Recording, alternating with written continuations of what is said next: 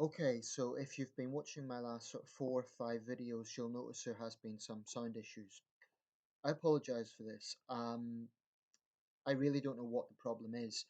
Since I got these headphones, there had been an improvement in the sound. But like I say, over the past 4 or 5 videos, this just has been an issue again. And I really don't understand why the volume is at full. I've cleared space. I've done a virus check. Um, I really don't know what the issue could be, and I'm speaking directly into the screen. So all I can do really is try and raise my voice a bit and try to make it as audible as possible. So I do apologize, but believe me, this is frustrating for me as well.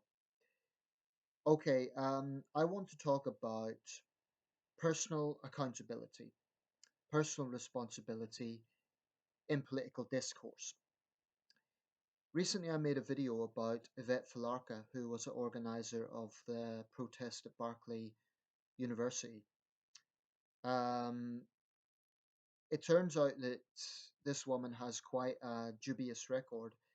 She has actively called for violence. She is proud of that fact, and she thinks it's totally legitimate to advocate violence against political opponents. In this particular case, Milo Yiannopoulos. Now, I made that video not as a Milo Yiannopoulos supporter. I don't know enough about Milo to call myself a supporter of his, but I do know I've seen some of his speeches and I've never seen him advocate violence. He's politically incorrect, he's certainly provocative, but I've never seen him advocate violence. So I've never seen him get up and say, we should kill the Muslims, we should kill gay people. Well, why would he? He's a gay man. Or I condone violence against women or anything like that. He's probably a lot more right wing than I am. But leaving that aside, I honestly haven't seen him condone violence. Now, I want to discuss when I talk about accountability, it all comes down to personal actions. If we're being honest, everyone who gives thought to politics, who gives thought to social issues, who gives thought to things going on in the world around them, at some point will have felt very angry about something. I think this is completely natural. You wouldn't be a human being if you didn't feel angry about something. So I think that innate anger is in all of us. I remember there was, well, I would quote the film, the very good film, 12 Angry Men. It's a classic, 1957 film. It's basically set in a courtroom if you haven't seen it, and it's a courtroom drama. But the lead actor, Henry Fonda, at one point, he is the one juror who believes that a young man is innocent, and the other 11 initially believe him to be guilty. And basically, spoiler alert, but he manages to turn the whole jury around.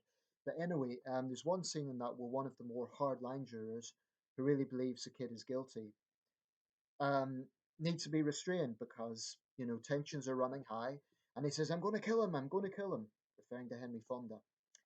Henry Fonda turns it around and says, "You don't really mean that, do you?" In other words, "I'm going to kill him" is something people say in the heat of the moment. It doesn't mean, in most cases, people would not actually go through with it because that's what temper does.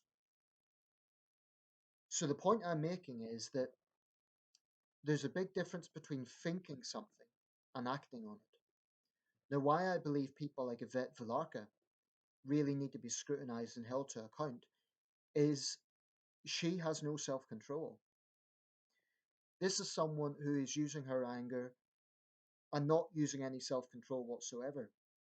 If she said, "I don't like Milo Yiannopoulos, I strongly disagree with him, and I'm going to peacefully protest against him," that to me would be standing by her conviction but having self control. But for her to say it's okay to use violence, that's no self control. And that, in my opinion, makes her a very weak person. The left are already, well, I should say, some on the left are already holding her up to be some sort of hero. She's not a hero. She's really not. And I have to say, there's been petitions to get her sacked from her school board. Um, I think it's disgraceful, frankly, that she hasn't been arrested by now for advocating violence. You know, in any democracy, you're going to have a plurality of opinions. And by its nature, you're going to have people who have a provocative opinions. And that is one thing. It's a price that we all know that we pay for living in a free society, that there will be people who say things that we don't like. But as soon as you start saying it is legitimate to use violence against someone you don't agree with, you have crossed the line as far as I'm concerned. And I'm talking about Vet Falarka, but I would be saying exactly the same thing about people on the right who advocate violence. And I can think of a few. So I really try to be consistent with this. And this shouldn't be perceived as not having passion. Believe me, there are people out there who drive me crazy, and I want to throttle them. Hell, I want to lay them out sometimes. But I know that if I done that, if I went up and assaulted someone that I didn't agree with, I would be arrested for public disorder offence, for assault. And I couldn't argue about that. I couldn't complain about it. Everybody is responsible for their own actions.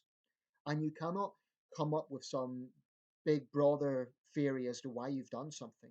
So in Yvette Filarca's case, she's going to say, oh, but what Milo Yiannopoulos advocates is much worse. I'm protecting people from his bigotry, except that he hasn't called for violence and you have.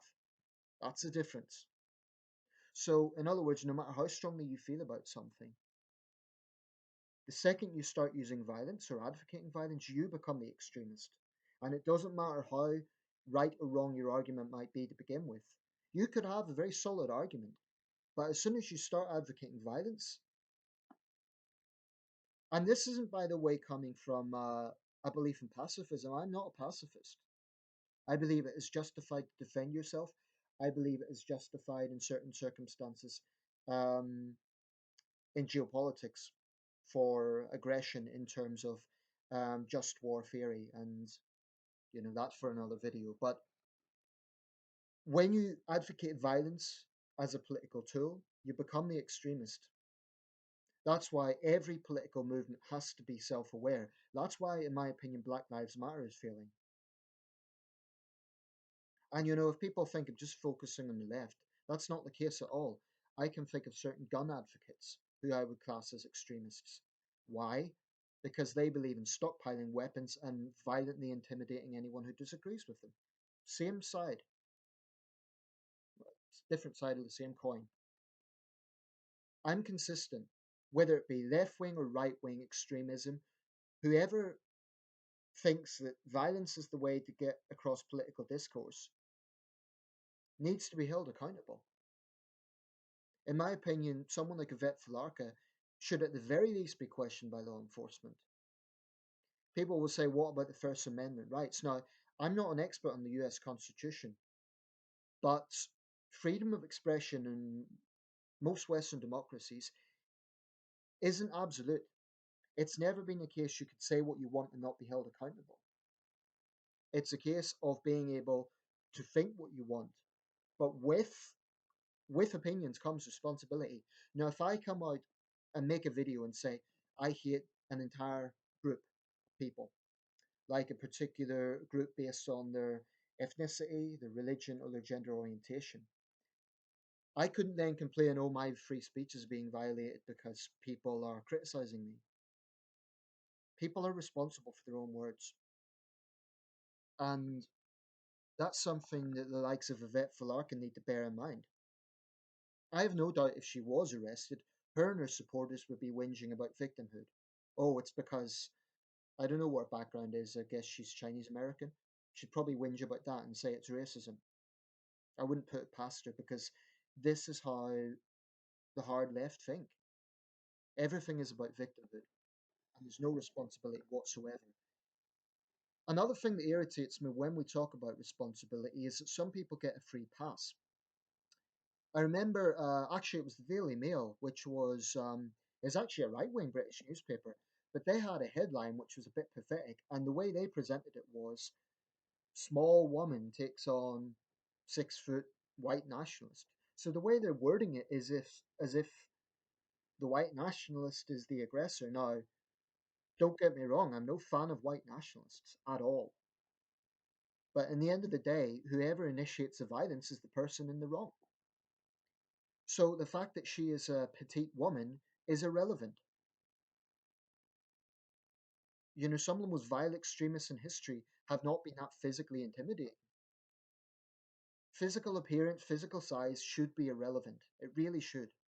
And this idea that if someone is a small woman, they get a free pass, it's a lot of nonsense. I'm not saying the Daily Mail was siding with her, but the way they worded that headline was, in my opinion, problematic. Sensationalist rubbish, which is typical of what the Daily Mail comes out with. But everyone is responsible. No matter how strongly you feel about something, you're responsible for what you do. Now, I have very strong opinions about a wide range of subjects. I don't sit on the fence. I do have compassion on a wide range of subjects. Let me try and give an example, just to use myself as a pretty as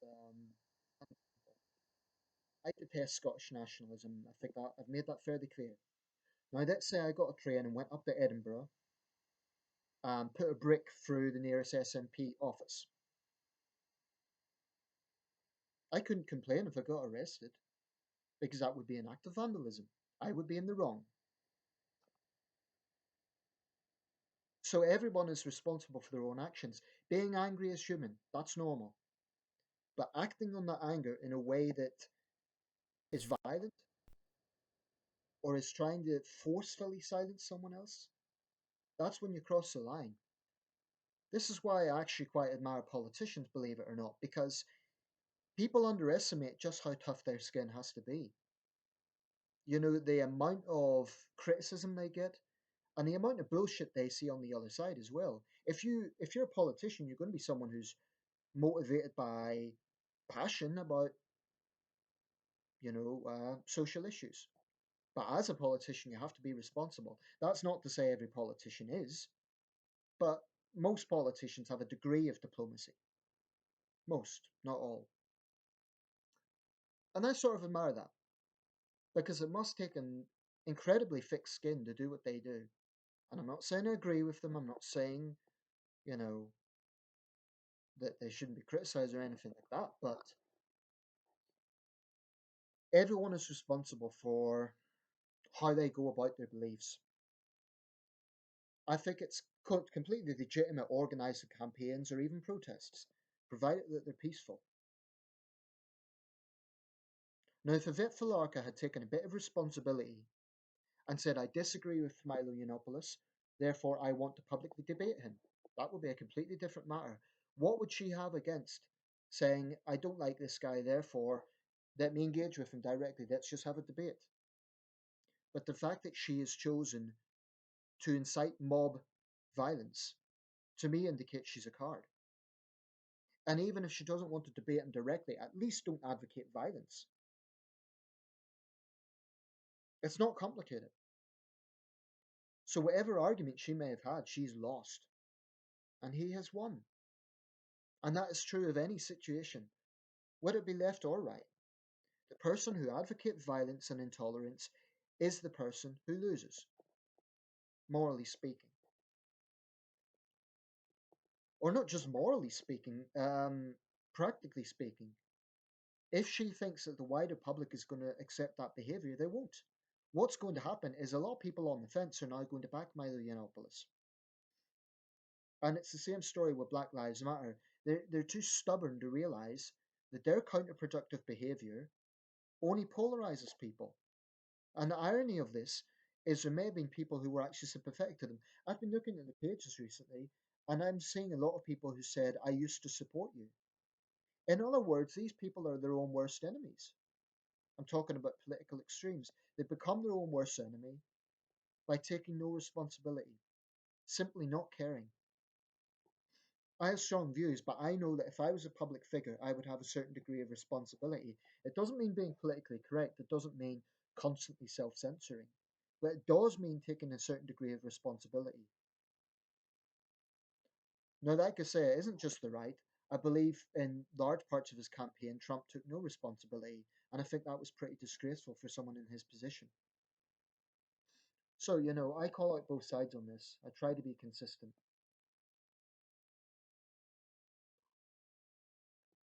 I'll leave it there. But I really urge people just to think about this. It is the nature of being in a democratic society that people are going to have different opinions. And sometimes you might hear something, you might see something, an action, an opinion that drives you nuts. I get that. And, very often I hear things, I read things in the newspaper, I see people who really, really drive me loopy. I really feel deeply, sometimes really pissed off about their attitude or their mentality or their actions. But I know the way to go about that is not to incite violence.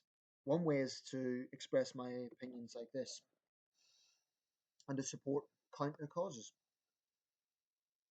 That is democratic responsibility. And another point I would add, we have to remember in countries that are relatively politically stable, that is to say that there is a peaceful transfer of power, we shouldn't take that for granted. There's parts of the world where people really do kill each other over different political opinions. And whilst rhetoric can be raised and opinions can be heated, we should bear in mind that those of us who live in politically stable countries shouldn't take that for granted.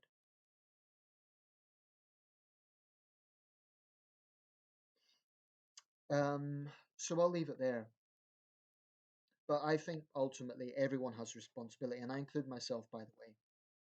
I absolutely include myself.